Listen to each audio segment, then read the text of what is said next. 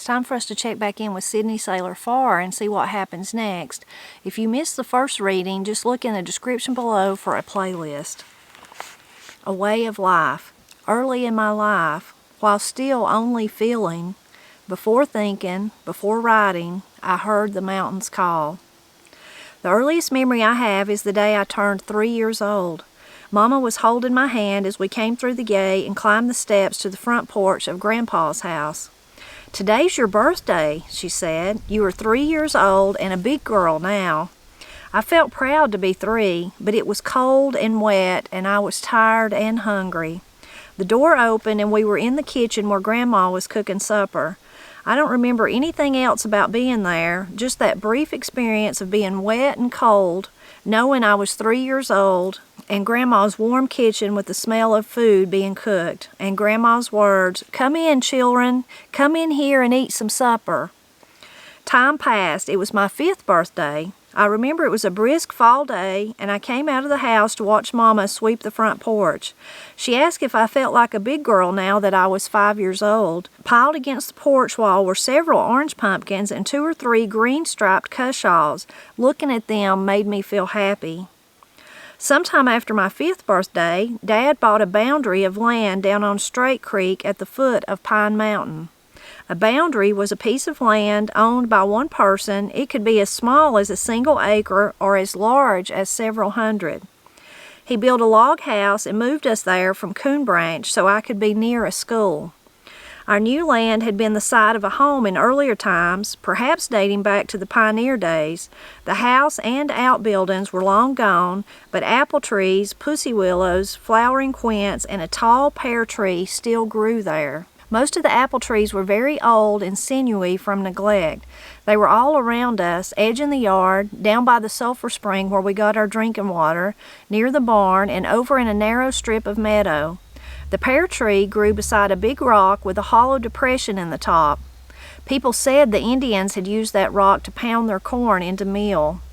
It was an ideal place for little girls to play. My sisters and I spent many hours on and around that rock, which was located in front of the smokehouse. The sulfur spring had lovely red mud, perfect for mud pies.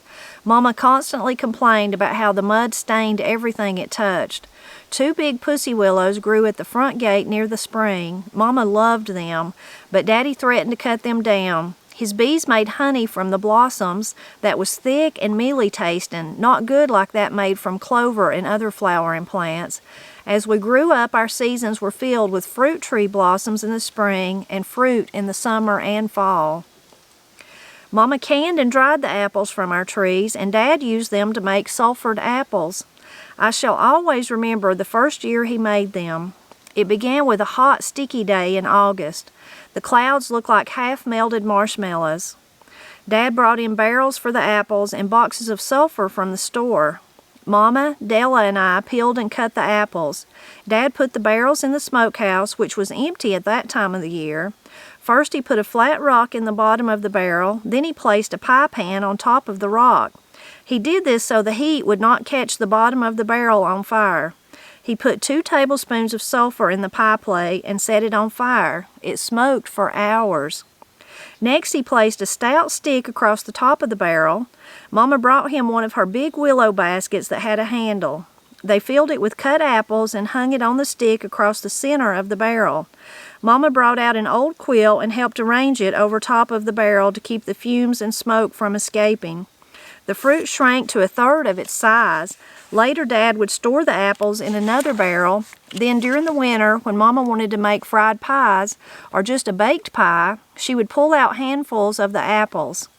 They would be as pretty and white as ever, but she would have to wash the sulfur off before we could eat them. The fumes from the sulfuring process, sulfur dioxide, killed the bacteria and kept the apples from spoiling. Along about dusky dark the evening Mom and Dad sulfured the apples, a bad storm came up with lightning and rolling thunder bouncing from the mountaintops. Some of our apple trees were uprooted, others had limbs torn off, and green apples covered the ground under the remaining trees. We went to bed that night with the smell of the rain-wet earth and sulfur still around us. Sometime during the night, Dad awoke us saying, "Hurry, come out on the porch." We tumbled out onto the front porch. I thought that daylight had come until I saw how strange it looked outside. Lights, first yellow, then blue and red, were moving over the hills.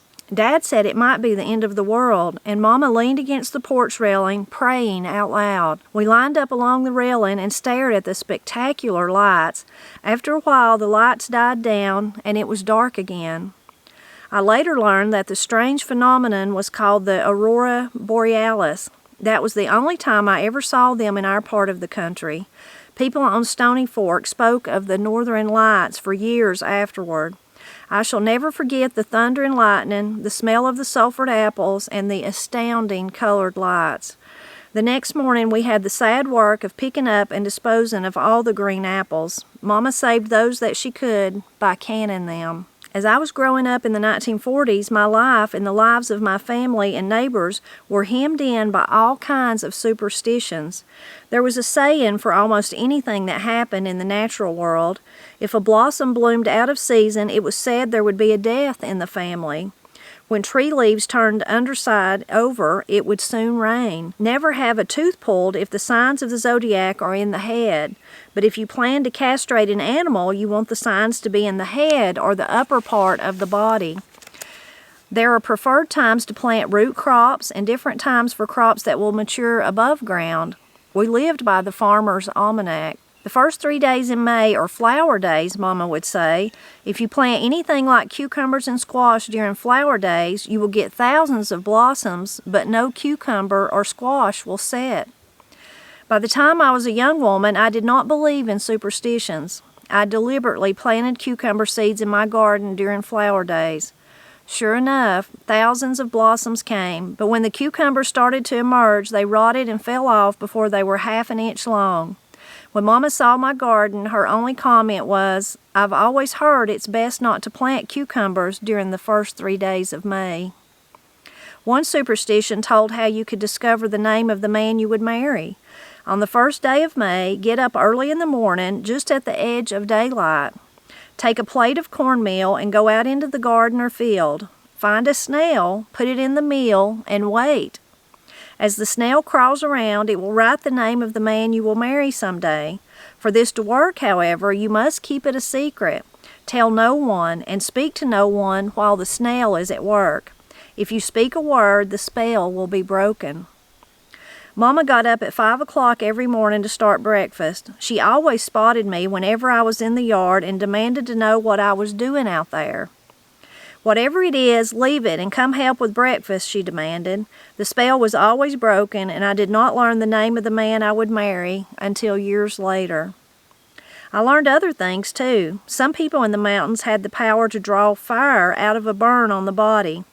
If the seventh son of a seventh son blew his breath into the mouth of a baby suffering from thrush, it would be cured. I never witnessed any of these events, but my parents firmly believed in them. Grandma believed that she could stop anyone's bleeding. When someone had an accident and was bleeding pretty badly, she would stand behind the victim and say a Bible verse to herself. People said that once she had done this, you could often see the flowing blood slow down to a drop. She would not tell me what she said for a long time, Uncle Andrew said of my grandmother. Eventually, though, she did tell him, and he told me. It was a verse from Ezekiel 16:6. "When I passed by thee and saw thee polluted in thine own blood, I said unto thee, live." Dad believed in witches and the magic they perpetrated. Aunt Ollie, an old woman who lived on Ben's Branch, was said to be a witch. She asked Dad to sell her our cow. Dad refused, and in a short time, Daisy started drying up, even though she had a new calf a couple of months before. Her milk yield became less every day. "Rachel, something has got to be done," Dad said to Mama. "I will try to break the spell." He poured milk in a pan and heated one of his plow points, and then carrying the red-hot metal with a pair of big pliers, he plunged it into the pan of milk. The hiss and splutter made me feel sick. I saw flames leaping up around the legs of Aunt Ollie and heard her screaming.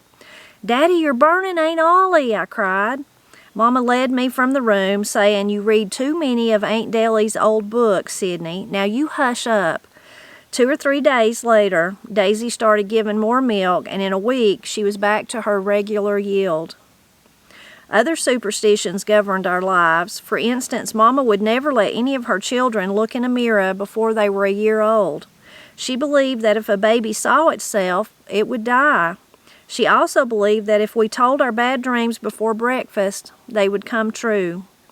Dad was always careful when clearing new ground, tilling the garden or field, or doing general work outdoors. He did not want to accidentally kill a toad frog. He said if you killed a toad, your cow would give bloody milk. We trusted in the right phase of the moon for planting potatoes. Dad and Mama warned us to be especially careful during the dog days of August, because at that time, dogs were likely to have fits and go mad. In addition, snakes went blind during dog days and would strike out wildly at anything that moved. In addition to these superstitions, my family practiced all kinds of folk remedies. We lived far away from any medical facilities and had no money for doctors to cure minor ailments. My people did as they had done down through generations, which was to make do with what they had. They used herbs, roots, bark, and leaves from trees to treat a variety of ailments, and they followed hundreds of superstitions to avoid such ailments.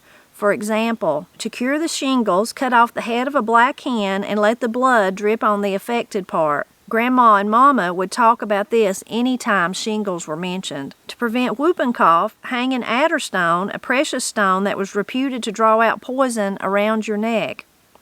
To cure a child of whooping cough, pass the child under the belly of a donkey 3 times 3. To prevent a cold, smell your socks when you go to bed, the right one first. A dirty sock or a stocking worn around the throat will cure a sore throat. Tying an onion to a bedpost will keep away colds. Pass a child with rickets through a split in an ash tree for a sure cure. Put an axe under the bed to cut the pain of childbirth.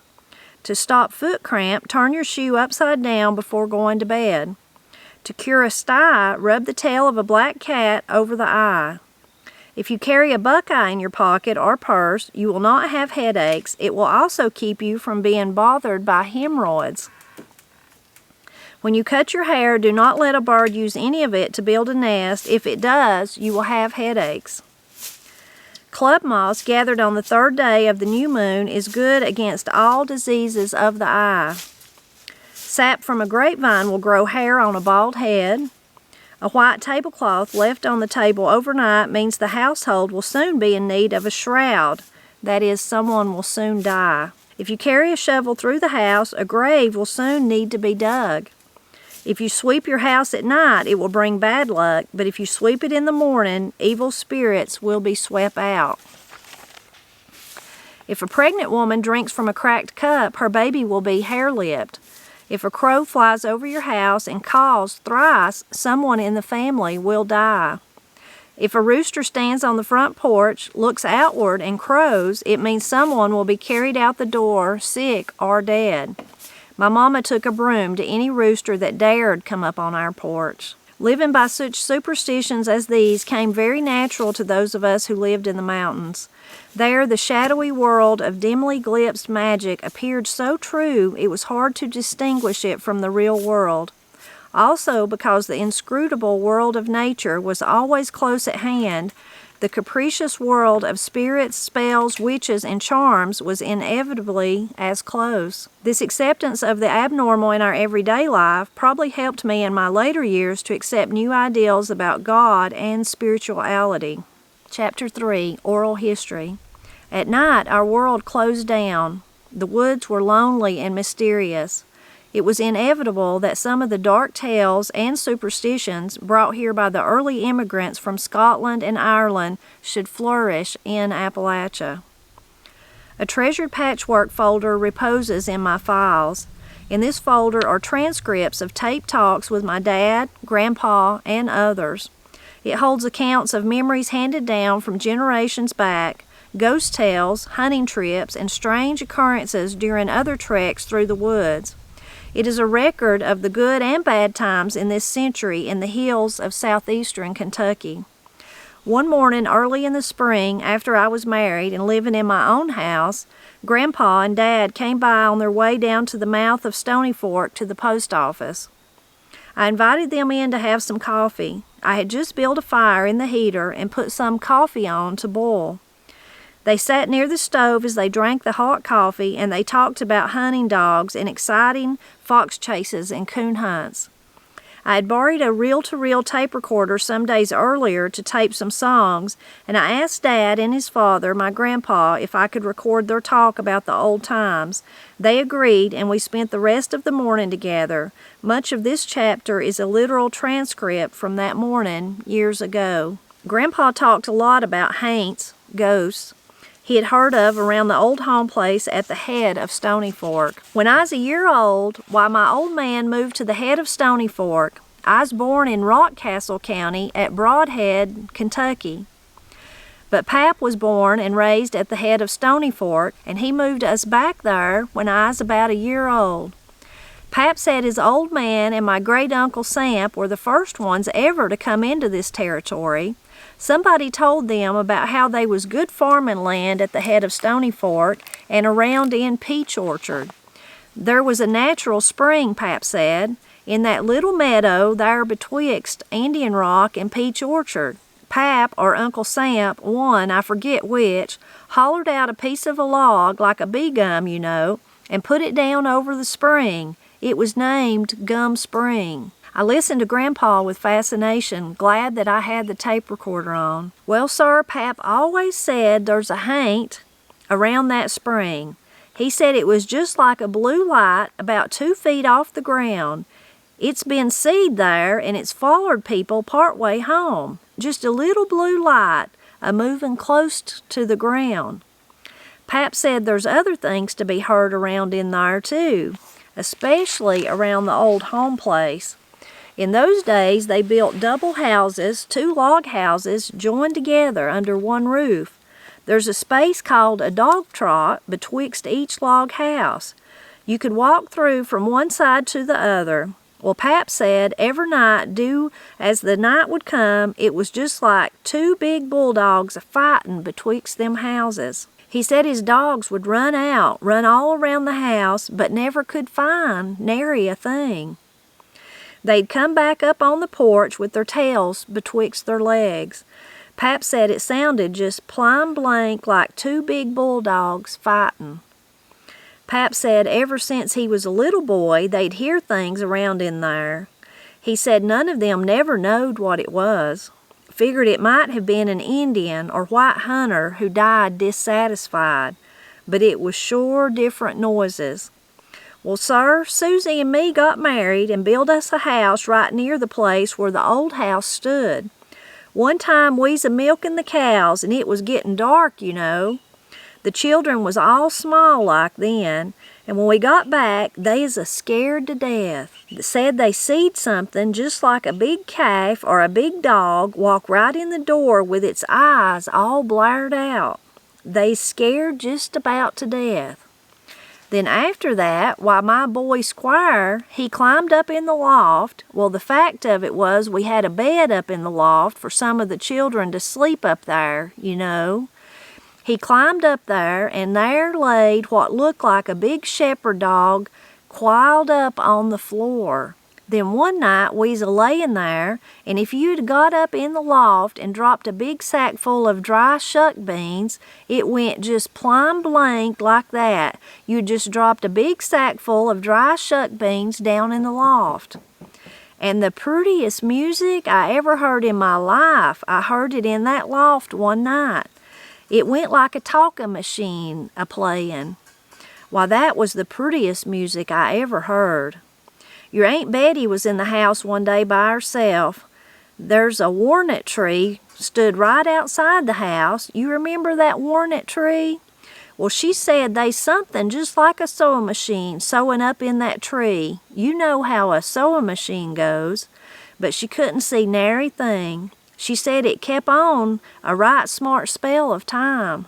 I've been outside times on top of times, and it would go like someone throwed a big soggy chunk of wood right behind me. Sometimes it'd go like a big flat rock if you throw a flat rock in a pile of rocks. I'd turn around and look and not see nary thing. I never did see a haint, but I sure have heard some strange things in my lifetime. Mama has also seen strange things from time to time around the old home place, Dad said. Yeah, Grandpa agreed.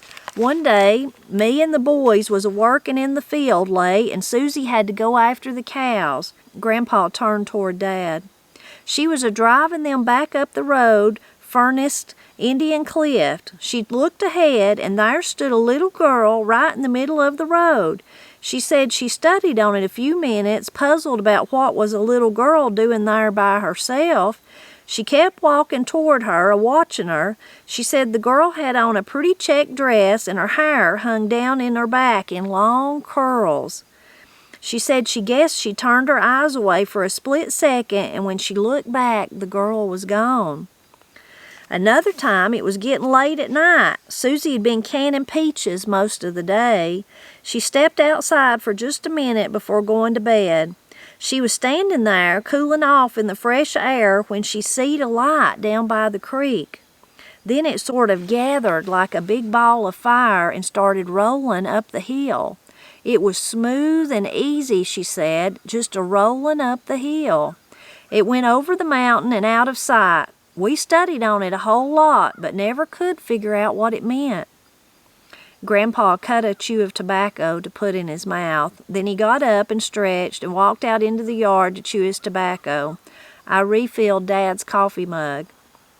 Pap talks about the strange things they've seen and heard up at the old home place at the head of Stony Fork, Dad said.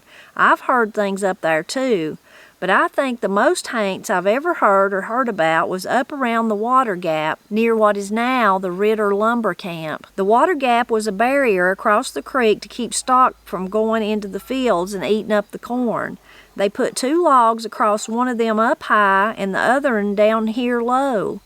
Then they nailed planks up and down, and the water just went on through, you know. Brother Otis was working on the WPA and was a-coming home one night. He walked a while with a bunch of men who worked with him, but he had to cross the Stony Fork Bridge and go up through the bottom to get home. The other men went on up the Pine Mountainside. Otis had to cross the bridge there above Water Gap to get home. You couldn't cross the creek furthest his house. They were an old traveling path at that time, right up through the edge of the field. Otis had some homebrew with him, but knowed it wouldn't go far in the whole crowd. After he crossed the bridge, he walked along, taking a sip every now and then. Right below the old graveyard, there was corn planted in the bottom. I believe Morgan Helton was farming it that year. Suddenly, he heard something big come right up near him and start eating them big ears of corn, just scrushing them all to pieces. He said he could hear it, just scrushing the corn all to pieces. He was sure it was a horse got in the field. The next morning on his way to work, he looked and couldn't see nary thing bothered in that field. No horse had walked in there, and no corn had been eat that he could see. I remember how Edgar Elliott, who used to live out there with Aunt Mandy Hoskins, and he would go down through that bottom before daylight to his work at Sonny Lefever's sawmill. He said he heard the same thing Otis did. Something big, scrushing ears of corn, even in wintertime when there's no corn in the field. Other times he'd hear a sound right behind him. He said just like a windstorm, like it was going to blow everything in the world away. It would be as clear a time as ever was, and as still a time as ever was, but through that field it sounded like every bit of the corn was blowing away in a big storm, he said. One time me and Sonny Nunn was up in that bottom walking along the path through the edge of the field. It was getting long towards dark. Well, you could say it's good dusky dark. Up ahead, we suddenly seed a big white horse looking at us. Then it started running straight at us. I just knowed it was going to run smack dab over us afore we got out of the way. Well, sir, it got right up near us and jumped in the air and went right over our heads just like a horse a-jumping a fence. and it never did come back down to the ground. We don't know to this day what it was. Brother Squire and me and a bunch of men used to hang out at the schoolhouse and drink. One time a bunch of us was there, and Bass Hoskins was there. His wife would follow him sometimes if he was gone too long. We looked up and seed a woman a-crossing the swinging bridge. Bass made sure it was his wife and got up and went to meet her, just like a man would, you know. He got out there and never could get a hold of her. He'd reach for her and she'd just disappear. Then she'd be standing there again. After the second time he reached for her and she wasn't there, he got scared. You never heard such a kerbanging in your life as him trying to run back across that swinging bridge. The woman was dressed in white. We all seed it with our own eyes. It had to be a Haint. No real woman could disappear that-a-way. So, interesting second part of the book that we read today. Lots of the superstitions and the ghost tales and the Haint tales that are common in the mountains of Appalachia. I especially liked, again, just like I did in the first chapter, this was actually kind of 2 chapters that we read today, but in the very first reading, the little kind of intro to that chapter about that being her place and she couldn't live anywhere else. I liked the same way I liked this one, where she said long before she was a writer or thinking much, when she was just a child feeling, mostly she was going on her feelings, that even then the mountains called to her. Again, I can totally agree with that. Even somehow before I decided to spend my life celebrating Appalachia, back in 2008, somehow I always had a great appreciation for it, and the mountains did always speak to me. Whether it was I live in the area that I live in I'm just surrounded by ivy and mountain laurel. Those speak to me so much. So whether I was a little girl playing in the ivy thicket or the mountain laurel branches made my playhouse there, or going up the creek with Pap, riding on his back, the mountains just always spoke to me, even before I really realized and understood that that's what they were doing. So I liked that part. I loved this story of the sulfured apples. I've never had sulfured apples. A lot of times people call that bleaching apples too. Bleaching apples is the same thing. They're dried with sulfur. I've heard lots of tales about them, but never seen the process and never tasted one. A lot of people will say that they tasted just as good as they did fresh. I find that really hard to believe, but again, I've not tasted one, so I'm not sure. But I've always been interested in that process and wish that I could see it done or try it myself. But I love that image of her family that night, seeing the northern lights and then smelling the sulfur, and then knowing that the storm had just passed through and there was the branches and the green apples laying around. I can see why it really stuck in Sidney's mind. That would have been really an impression that you would never forget, especially those lights. And kind of the part about them thinking the end of time had come, that I think that's anything is something unexplained of that nature to that degree. I think that was a common thing throughout Appalachia, maybe even throughout the world in those days, but that people immediately thought the end of time has come. This is God's getting ready to come back, or whatever it was that they, in a religious nature, that they believed. But that I think that was definitely common. Interesting, of course, about the superstitions and the almanac planting by the moon, the zodiac signs, and whether you're having a tooth pulled and all those things that she mentioned. Really interesting about that, and I've talked about it in some of the other books that we read. But a lot of outsiders or people that are not familiar with it will say, well, that's the occult, and those people must not have been Christians, or they must not have believed in God.